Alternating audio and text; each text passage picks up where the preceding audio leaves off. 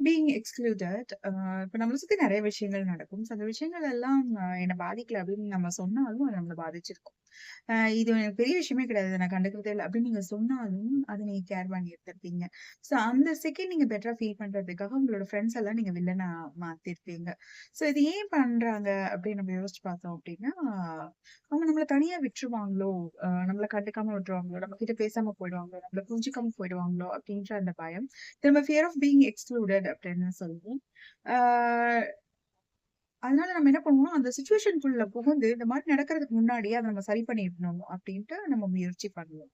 Ah the more you try to control the situation the less you do. அ என்னதான் நம்ம முயற்சி பண்ணாலும், ah people make their own choices and live their own life. ஆம் இத நம்ம புரிஞ்சுக்காதனால தான் நம்ம என்ன பண்ணுவோம்னா, குழந்தைங்களோட சிச்சுவேஷன்குள்ள புகுந்து அவங்கள இன்ஃப்ளூயன்ஸ் பண்ணி அவங்கள ரைட் டிசிஷன் நம்ம எடுக்க வைக்க முயற்சி பண்றோம் அப்படின்னு நம்ம நெனைப்போம். அண்ட் நம்மளோட பார்ட்னர்ஸோட ஹேபிட்ஸ்ல, நம்மளோட ஃப்ரெண்ட்ஸோட சிச்சுவேஷன்ல நம்ம புகுந்து இன்ஃப்ளூயன்ஸ் பண்ணணும். அவங்கள கண்ட்ரோல் பண்ணணும். அந்த சிச்சுவேஷன கண்ட்ரோல் பண்ணணும். எல்லாத்தையும் நம்ம சரி செய்றதா நம்ம நெனைச்சுட்டு இருக்கோம். But it is not true.